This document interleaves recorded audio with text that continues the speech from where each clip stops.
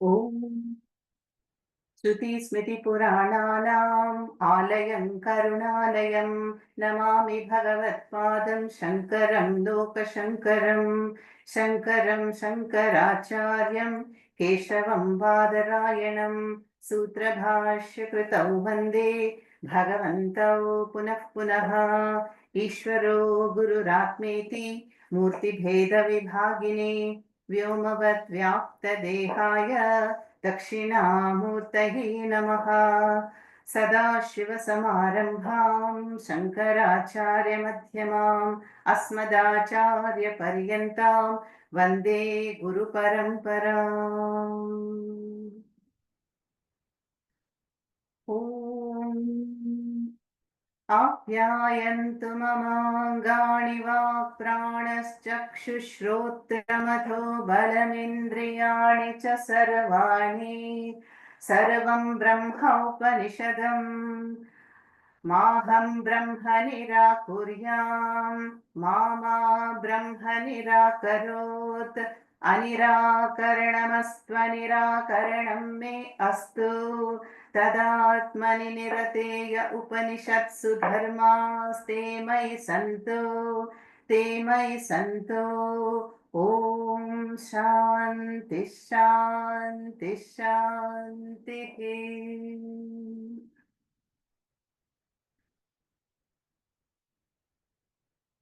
The Kena Upanishad is one of the 10 principal Upanishads commented upon by Adi Shankaracharya. And Adi Shankaracharya, in fact, has written two commentaries on it. One is called Padabhashyam and one is Vakya Bhashyam, sentence by sentence, a commentary and a word by word commentary. This Kena Upanishad belongs to the Samaveda. And we just chanted the beautiful Shanti Patha, which belongs to the Samaveda, and which prays for healthy body, healthy mind and limbs for the pursuit of knowledge. May that Brahma not do Nirakaranam. May that Brahma not reject me, and may I not reject Brahma. So, which means may we enjoy the grace of Ishvara in the pursuit, and may I have Shraddha and be committed in this pursuit. Yeah, that is a prayer that we can anyway chant every day. So, Kena Upanishad is a short Upanishad but very profound of 35 mantras and in 4 chapters. The chapters are called Khandaha or Adhyayaha. And we see that in the Kena Upanishad also there is a Guru Shishya Samvada, like most Upanishads. And the Guru is a Shrotriya Brahmanishta Guru, and the students are highly qualified or Sadhana Chatushtya Sampanna Adhikaris, very mature and qualified, but their names are not known. And the very first mantra of this Upanishad starts with the word Kena. Keneshitam patati preshitam manaha.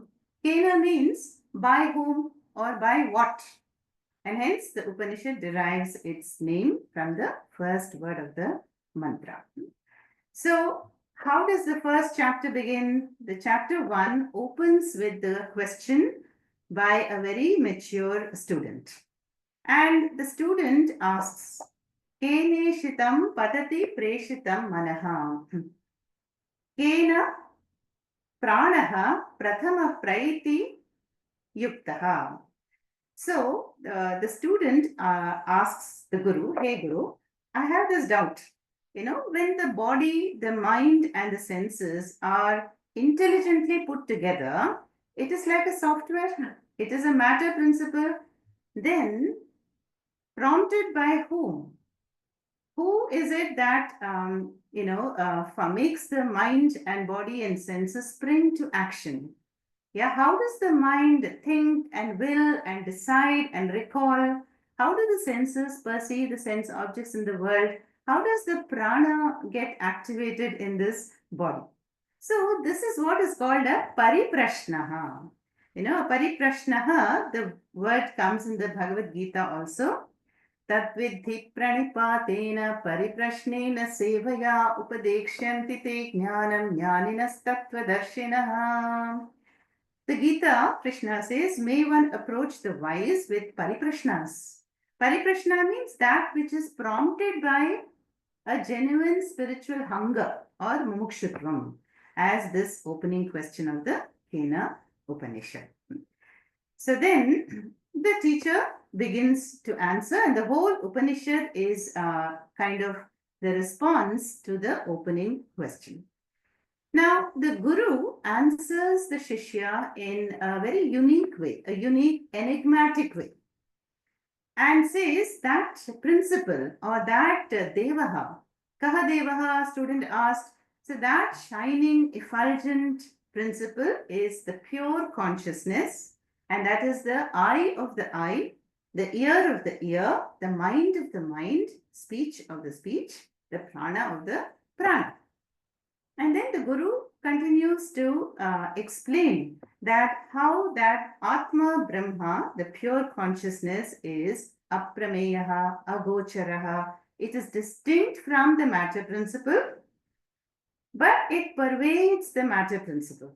It shines in the subtle body as Chit and Sat.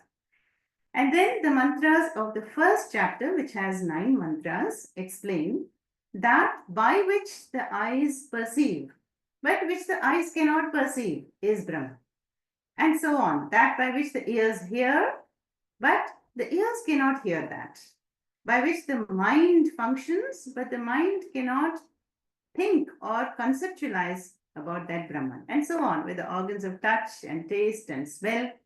So it is Ashabdam, Asparsham, Arupam, Arasam, Agandham.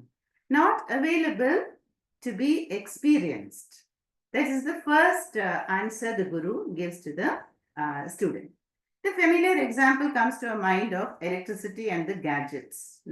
Just as how all the gadgets, be it a grinder, the refrigerator, the television, the laptop, they're all powered up by electricity. And so too, the Chaitanyam, Brahma Chaitanyam, empowers the mind and the sense organs to function. Yeah, but it itself remains as the invisible, all pervading, all blessing tattva. So this is the first answer that the Guru gives. Then the second way in which the Guru explains to the student is that Atma Brahma is other than known and other than unknown.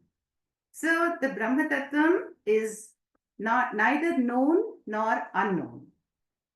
So what does that mean? See, we all know a lot of things in life, right? We may know the speed of light, we may know the ingredients of any dish or recipe. We may know so many things, but we do not know many more things. Yeah, we do not know the names of all the satellites and the planets in our own, system. So the known is apara. Yeah, known is any object that is conditioned in time and space. So what is known today was unknown yesterday. And what is unknown today can be known tomorrow, right? So both known and unknown refer to anatma objects, whether manifest or unmanifest in this empirical reality. But Atma Brahma is neither known nor unknown. Yeah. Then if the question is asked, then how to know this Atma? What is the proof that there is this Atma? The answer is, you are the proof. The Atma is oneself. The Atma is the awareness principle, Drik Swarupaha, Avasthatraya Sakshi, and it is the subject. So it is ever the seer and never the seen. It is ever the experiencer and never the experienced. Drik eva natu drishyam. Yeah, drik eva natu drishyam. So that is the difference the Guru is pointing out, that Atma is ever Asti. It is the non-negatable Satyam. And you are that Satyam.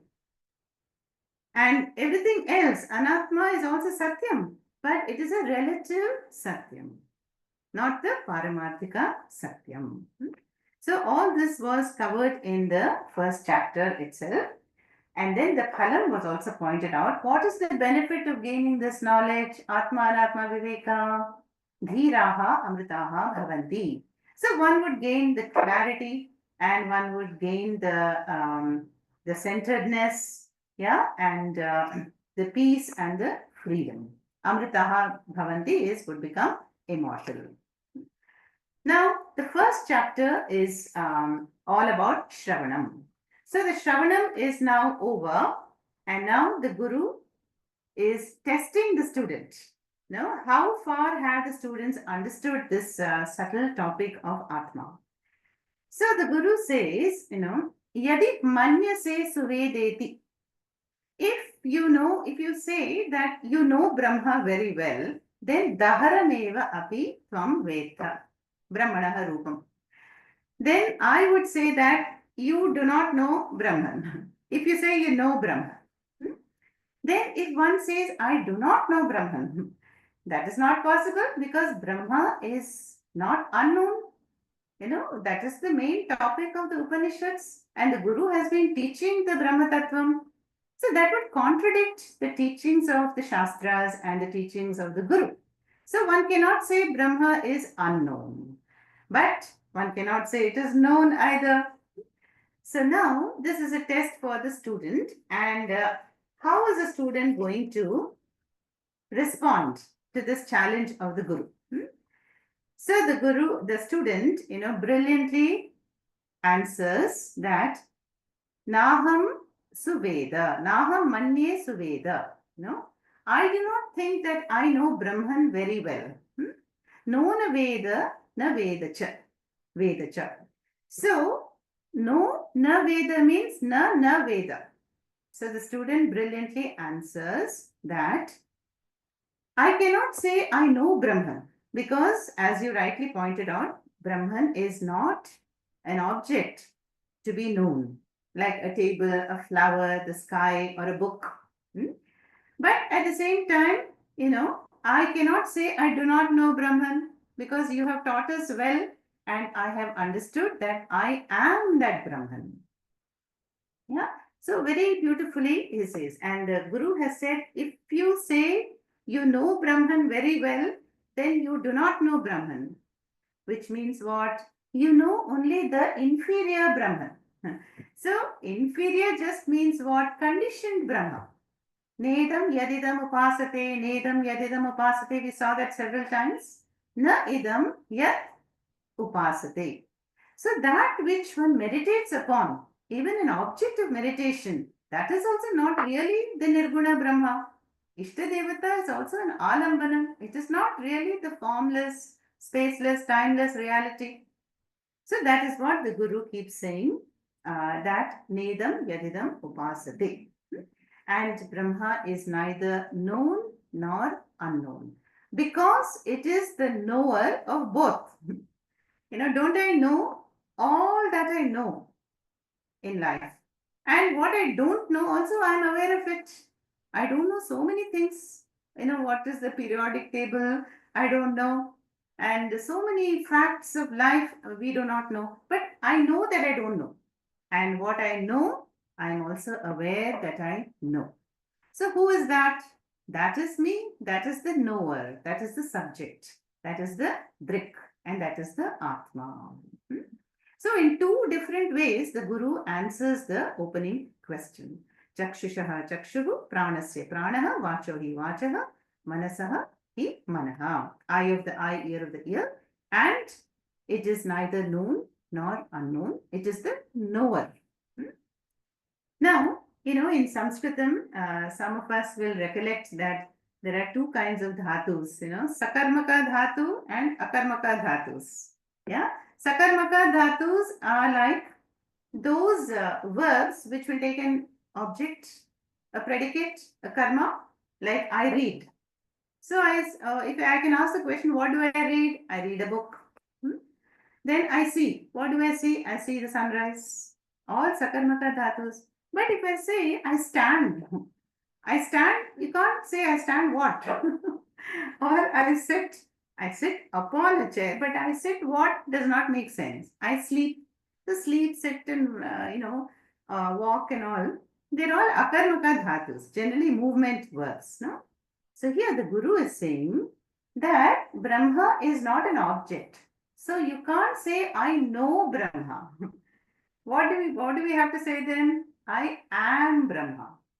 So it is best to use a akarmaka dhatu like asmi. Aham Brahma asmi. So now the students have understood and conveyed beautifully that Brahma is the self-evident, non-negatable Satyam that is distinct from the three bodies and their attributes and their gunas. So Sthula Sukshma Sharirat Vyatiriktah iti Atma Brahma. Then in the second chapter, there are very important 5 mantras, and one of them is Pratibodha Viditam Matam Amritatvam Hi Vindate. So again, the Guru says that Atma is that principle which is present in every cognition, every experience, every situation. You can't have an event without that being blessed by Atma. Hmm? Like, for example, the familiar example of the hand, or, you see this book, the beautiful book by Swamiji, Kena Upanishad. Now, we see the book, yeah? But what else is there besides the book? The light reflecting off the book. It is by that light that I'm seeing the book. Yeah, if it was dark, no light, I would not see the book. So the eyes, the sense organs can only perceive objects in space and time, anatma objects. Yeah, but that anatma objects have to be blessed by the light. But the light we cannot directly see. So that is the point here made. Pratibodha viditam matam. Bodham, every knowledge that we gain through the eyes, ears, and touch, nose, taste, and through the mind, without the grace of that Atma Chaitanyam, it cannot bring in the knowledge. So, this is the meditation that in every knowledge, in every function of the body, mind, sense organs, in every experience, there is that underlying Atma, the light of all.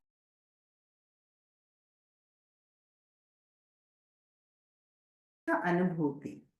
So we know by now that what a subtle mind is needed to shift the attention from the Namarupa to the Chaitanyam. So that Atma Chaitanyam that lights up the mind, which is the light of all lights, and in the mind there are all the countless vrittis of the world.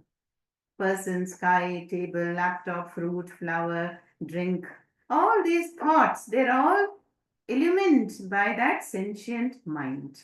The mind that has borrowed sentience and where the Chidabhasa is there. So without the grace of Chidabhasa, you cannot have a functioning body, mind, and senses.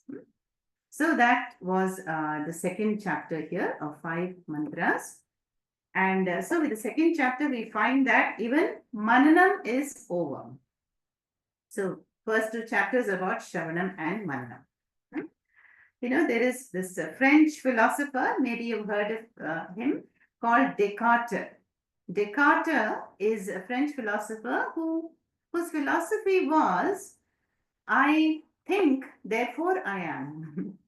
I think, therefore I am. So one has to be a thinking person. The person has to be there. Then only you can say, I exist. Whereas Vedanta is just the opposite.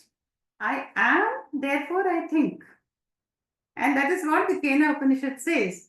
You are already there. You were there. You are there even now, and you will continue to be there. So you are Satyam, Jnanam, Anantam, Brahma, Sat Chit, Ananda. And so, because of that, I think and I feel and I can experience anything in the world. No? See, in deep sleep, there is no experience. Atma is there, but no experience because the mind is switched off. Then, when we get up in the morning, the mind is fired up. It is by that Atma Chaitanyam. The mind has again borrowed the sentience, and then we are ready to charge into the world. We have the to-do lists and we are ready to deal with Vyavahara in the world because of that active sentient mind. Then again, when the mind goes back to sleep and it, that switch, it is switched off. Yeah. Although Atma is there, but it is, the mind is not available. It is like the hibernate mode of the computer. So that was the first two chapters where we saw Shravanam and Mananam, both are over. Now, in the third chapter, there was the story. Yeah. Now, why is the story presented? No, so we all know that even this Atma Tattvam is so sukshma. Even Yama Dharmaraja, it tells Nachiketa, do not ask for this Atma Tattvam. It is so subtle. And how can you, such a young boy, understand this Ati Sukshma topic? It needs a person to be Avritta Chakshuhu. One has to have turned the senses inwards. One has to have Viveka, Vairagyam, Samskrita Manas. Yeah. Very difficult it is to do this Viveka. So you better give up. Yama tells Nachiketa. But we know Nachiketa's Vairagyam is amazing. So the Shruti recognizes that not everybody is going to grasp this extremely subtle topic of Atma Brahma. Why? Because the mind and the senses are kind of extroverted and that attention span or the focus is not always there. So there are degrees of adhikaritvam. And hence, for those with lesser adhikaritvam, who may not be at that uttama adhikari level, the Shruti narrates a story in chapter 3 of the Kena Upanishad. And we all know the story very well by now, how there was this Devasura Sangrama, and in the war between the Asuras and the Devatas, by the grace of Parameshwara, the Devatas win. And having won over the Asuras, they're all partying and they're celebrating their victory. And what happens then? A subtle sense of pride creeps into the mind and they claim that they have won the war, by themselves. So the Ahankara claims the credit. And so Parameshwara, in order to teach them a lesson, appears suddenly, amidst them as a yaksha. Yaksha is an effulgent being. And so when the sudden event happens, all of them are curious and they wonder about it and they want to find out the whereabouts of the yaksha. Where did it arrive from? Who is this yaksha? And so Agni Devata is sent first to find out about the yaksha. So Agni approaches the yaksha, but the yaksha questions Agni. Who are you? What can you do? So Agni says, I am Jataveda. Jataveda is, don't you know me? I have the power to burn anything down in the whole world. And I have the burning power. Okay, then the yaksha gives a challenge and puts a blade of grass. Burn this, a straw. And in the story, as it goes, Agni Devata tries hard with all his might and power to burn, but the straw remains intact, doesn't even change color. So now Agni admits defeat and returns. Then Indra, the Devendra, is the ruler of the Svargaloka, decides to send Vayu Devata. Now, Vayu is called Matarishva. Matari Shvayati iti Matarishva means Matari is space. So, Vayu Devata is one who can go anywhere, unstoppable, unrestricted. There are no barriers for the Vayu. So, Vayu also approaches the Yaksha and a similar test is given with a blade of grass. And Yaksha says, come on, what can you do? Vayu says, I can blow anything away. I can uproot, trees and houses and everything. Okay, here's this blade of grass. Please lift it, blow it. And again, as Agni, Vayu fails in that simple task, which appears simple. So obviously, this is a challenging the pride, and then Vayu also admits defeat and returns back. Now Indra is very, very puzzled. Now what's going on here? So Indra himself decides to investigate and rushes towards the spot where the Yaksha was. Now the Yaksha has disappeared. And so Indra remains there, little puzzled, but he becomes very prayerful, and becomes very reverential, and he prays that he may understand what's going on. And then in that very spot where the Yaksha was, a Devi appears, Haimavati Uma Devi. She is the personification of Brahma Vidya. And then there is actually a dialogue between Uma Devi, who is the Guru, and Indra is the Shishya. So because Indra, was humbled and Indra was persistent, he got the grace of Parameshwara in the form of Guru. And then he asks Uma Devi, and who is that Yaksha? Kim idam iti? And Uma explains that is Brahma. So Brahma Asti. Brahma Asti, and Brahma appeared in the form of this Yaksha, but you all went on to celebrate your victory, and you did not take into account that it is the victories and the glories, everything belongs to Parameshwara. So all that follows in the third chapter, ends there with that story. Now, even the story, the story format in our culture is very, very popular. Puja Swamiji would tell a lot of stories in the Gurukulam just to wake up people. So, it is natural when we hear in a Vedanta class, to fall asleep or to be distracted, or we will go into the past memories, or we'll be planning for the future. What will I do tomorrow? Very difficult for the mind to remain in the present. That is why we're going to do a meditation after this session. Yeah. And so the story is told to lighten the mind and to convey some important messages. Yeah, the story is a wonderful tool to educate. Yeah, and especially for children also. So the messages here are: first message is, the story has the first message as Brahma Asti. Yeah, the Yaksha suddenly appeared. It is proof of the fact that Brahma Asti. Now, so there is an invisible presence. There is a Ishvara which can appear anytime, anywhere as anything. Yeah, and this we are all familiar with in our culture already. So, Brahma Asti. Then these devatas, Indra, Agni, Vayu, they all rushed to find out about Yaksha, but they could not. Which means what? That Brahma Tattvam is Durvigneyaha. It is not easy to and available for the senses. It is difficult to grasp because it cannot be experienced. And that is why the Yaksha vanished, disappeared. Then the third message of the story is Adhikaritvam. See, Vayu and Agni, they were all puffed up and they were proud of their burning power, their blowing power. And so when there is pride, there is no Shraddha and humility. And how can such a mind receive the knowledge? But Indra became humble. And Indra became humble and receptive. So he is the real Adhikari Shishya here, who was blessed to have Guru Prapti, and through the Guru, the knowledge. Yeah? That is why Upanishad says, Acharyavan Purusha Veda. The one who is fortunate to have an Acharya alone knows Veda.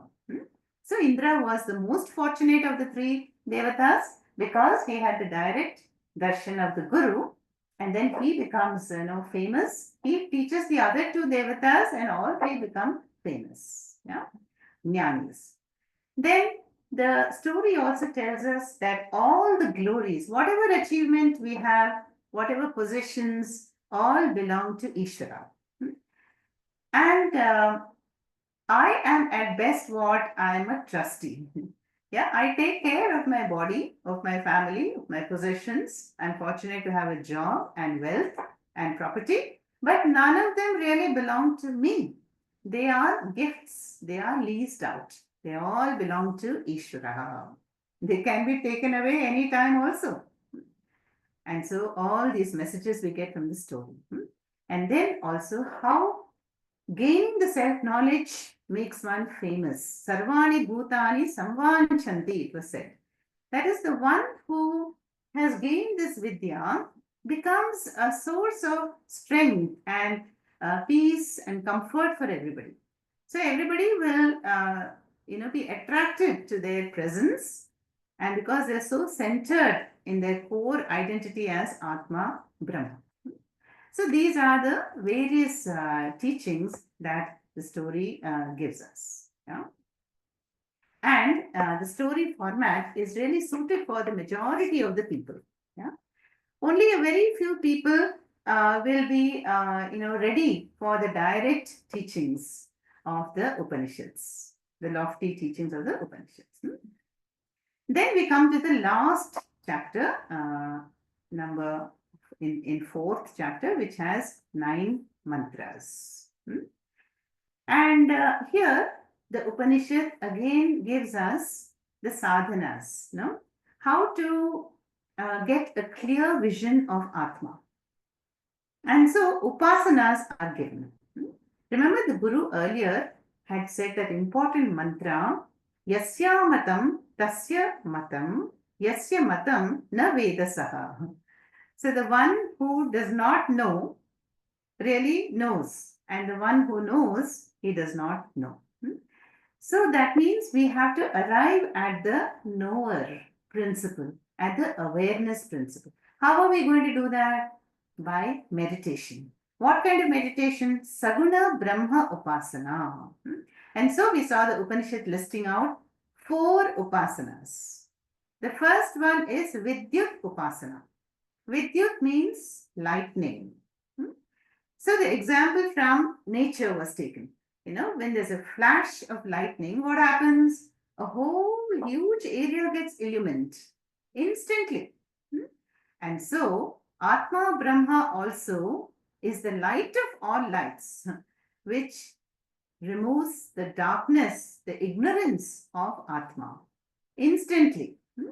And it is the Atma Brahma which makes the mind sentient and the senses all function. So, Jyotisham Jyoti. There was the mantra that we chant at Arati time, which comes in the Kathopanishad also. Na tatra suryo bhati na chandratarakam nema vidyato bhanti kutoyam agnihi tameva bhantam anubhati sarvam tasya bhasa sarvamidam vibhati. So that light of Atma is that which illumines even these luminaries, sun, moon, fire, lightning. Yeah, they cannot illumine Atma, but Atma illumines them. How does Atma illumine them? By revealing them. Atma illumines my mind illumines the sense organs, and through the sense organs, the whole world is illumined.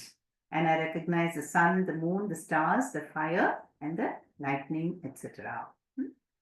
That was the first upasana. Second one is the blinking of the eyelids. Unmesha nimishenam. Nimeshanam. So we see that how our eyes are protected by the eyelids. Very natural protection is given to the eyes. Yeah. And that blinking happens effortlessly. Yeah. In an instant it happens. So too, that Atma Brahma is to be effortlessly known as oneself. It is so obvious. It is self-evident. It is who I really am. But yet we miss the point. Just like I do not know when my eyes are blinking, yeah, unless I deliberately blink. Yeah, they keep blinking on their own. So Atma Tattvam is also very, very evident, self-evident, and it is very naturally there. We are Sat Chit Ananda Swarupa Atma. And that was the second upasana. Then the third was centered on the individual. Manovritti was taken. Manovritti means a thought in the mind.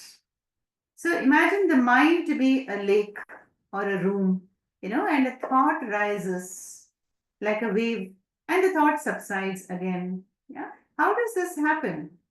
How does the mind become sentient and lighted up, and the thoughts are rising and sinking, rising and sinking? So then here we meditate on thought. How a thought, any thought, can be a mantra, Ishtadevata, can be abhayam, fearlessness. A thought is so subtle, or it can be Om. So then I begin to notice in the mind how the Om rises like a wave and then it sinks back into the lake like mind. So even as the Om is rising, there is Atma Tattvam. Sinking, there is Atma Tattvam. In between the Oms, there is Atma. Before Om, after Om, there is Atma. So that invariable constant that lights up the mind as Chidabhasa is the focus here. A very subtle meditation, Manovritti meditation. Then the last meditation given in this chapter 4 is meditate upon Brahma as Tat Vanam. And so the word Vanam we saw had the meaning of Pujyaha, Varenyam, Pujaniyam. That which is adorable, that which is worshipful, that which is very sacred and auspicious. And this meditation is very popular in our culture because we all meditate upon, connect with the Ishtadevata like Sri Rama.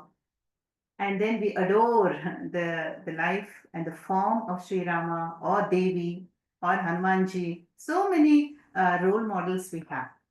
So that Vanam is to meditate upon that glorious supreme being in the heart space. Yeah. And whenever the mind goes away, the mind will get distracted, it will go away. But we simply bring it back. So this is the real meditation, to bring the mind back to that symbol you have chosen. Whether it is Vanam like Brahma, or it is a thought you have chosen, or the blinking of the eyelids, or lightning. So these 4 upasanas were described in chapter number 4. Then after this, what happens is that then we had that situation where the student, one student gets up and says, "Hey Guru, Bho, Upanishadam Bruhi. Please tell the Upanishads." Now, this may appear strange to most of us because in all the previous mantras, the Guru has been teaching the Atma Tattvam, and the main teachings are over, the story is over, upasanas are over. Then why is the student asking to repeat the Upanishads? Then Shankaracharya explains here that for many students, they have accepted the teaching is over and they would have done pranams and left. But there would be some students for whom it is still incomplete. Yeah, for them, not from the Guru's side. Why is it incomplete? Because the student is expecting maybe there needs to be something done even after hearing about Atma. That may be the doubt in the student's mind. Yeah.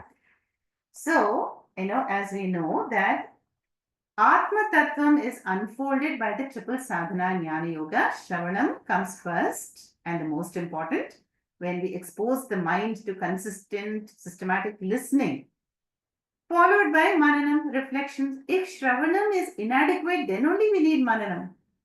Generally, Mananam is needed because there will be doubts. Yeah. Then Mananam will resolve the doubts, and then we do Nididhyasanam to own up that vision. Yeah. Now, most students will not be in this category that this would be enough. Yeah. So then what happens? They're asking for some sadhana. Any sadhana is left for me to do? Any karma I can do? So that's where the Guru, out of compassion, then opens the topic again and says, yes, there are sadhanas to improve the quality of the mind, to re-examine the mind. No? Is the mind ready to receive this knowledge? And there we saw the sadhanas mentioned was tapas, karma, damaha, satyam. And tapas is a willful denial. Yeah, voluntarily I will deny myself some luxuries, some comfort, so that it will lead to purification of the mind. So tapas is really a simple life. Yeah? A simple life when I deny some comfort for myself, for the purpose of chitta shuddhi. Then damaha will bring in shamaha also. So shamadamadi shakka sampatihi is the sixfold disciplines which will master the body, mind, and sense organs. Damaha. Then karma. So the guru is telling all this to that student, okay, you must base your life, must practice all this tapas and shamadamadi, shakka sampatihi, then karma yoga. So convert all your activities into a yajna with nishkama bhakti and do it as Ishvara Arpanam. Karma yoga, basically. And all this, and when you do all this, then the mind will be ready, ready for this Brahma Vidya. And Satyam is the ayatanam or the abode. So there is another imagery sometimes given here that if you take Brahma Vidya as a cow, a pashu, then this karma, damaha, shamaha, tapas are the limbs, are the feet, the legs of the cow. Then the Vedas and the Vedangas are the body. Yeah. But the shelter for the cow, the abode is Satyam. Yeah. And so Upanishads and the Shastras give the utmost importance to Satyam. And here the relative Satyam is taken into account. Not Satyam Brahma. Satyam Brahma is the goal, no doubt. But here, Satyam as the foundation of life, foundation of a practice is the truth in thought, word, and deed. That is the Satyam. And may you, follow all these principles. To that student who said, Upanishadam bruhi, hey Guru. And when the Guru said, Upanishadam iti ukta, has been told, but still gives all these sadhanas to the student. Yeah. And then finally, sadhanas are given, for all of us to re-examine the life, What is the degree of Satyam, Damaha, Shamaha, and what are my priorities? Am I moving towards Brahma? How can I organize all the priorities in my life? So that is the purpose of all the sadhanas. Then the Upanishad concludes that whoever gains this knowledge, Amritaha Bhavanti, we saw earlier, but here it is Jye Anante Swargaloke Pratitishthati. So Anante Swargaloke means not a heaven conditioned in time and space, but that infinite limitlessness. In other words, moksha or the freedom. So what is the nature of the freedom? Is the clear understanding that I am not this perishable body, mind, senses, but I am the principle of pure consciousness which is distinct from the upadhi.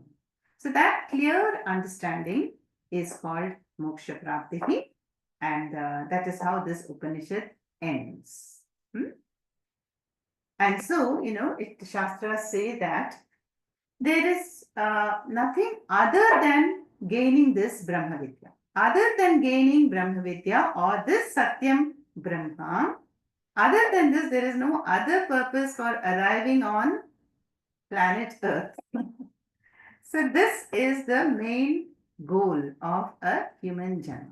So the Guru is implying that, if we have not utilized this blessing, such a unique and rare blessing of a Manushya Janma for this purpose to gain the Brahma Vidya, then such a person is a Kripanaha. Kripanaha means a miser. This comes in the Brihadaranyaka Upanishad where the Guru says, Asmat lokat praiti yaha atmanam aviditva saha kripanaha. The one who has failed to gain this knowledge or who does not pursue this Atma Brahma Vidya is indeed a miser. A miser because he has wasted away the great treasure the wealth, that is the buddhi. And he has utilized the buddhi for just worldly pursuits and accumulation, but has not applied the buddhi for the highest goal of life, that is moksha prapti. Yeah. So that was in short, this short Upanishad, Kena Upanishad, which has 4 chapters and 35 mantras, very important mantras, and a very unique way of approaching the Atma topic, and belongs to the Samaveda also. So now we'll conclude again with the Shanti mantras and then move on to the meditation. ॐ आप्यायन्तु ममाङ्गानि वाक्प्राणश्चक्षुश्रोत्रमतो बलमिन्द्रियाणि च सर्वाणि सर्वं ब्रह्मोपनिषदं माहं ब्रह्म निराकुर्याम् मा ब्रह्म निराकरोत् अनिराकरणमस्त्वनिराकरणं मे अस्तु तदात्मनि निरतेय उपनिषत्सु धर्मास्ते मयि सन्तु ते मयि सन्तु ॐ शान्ति शान्ति शान्तिः सर्वे भवन्तु सुखिनः सर्वे सन्तु निरामयाः सर्वे भद्राणि पश्यन्तु मा कश्चित् दुःखभाग् भवेत् असतो मा सद्गमय तमसो मा ज्योतिर्गमय मृत्योर्मा अमृतङ्गमय ॐ पूर्णमदः पूर्णमिदं पूर्णात् पूर्णमुदच्यते पूर्णस्य पूर्णमादाय पूर्णमेवावशिष्यते ॐ शान्ति शान्ति शान्तिः हरिः ॐ श्रीगुरुभ्यो नमः हरिः ॐ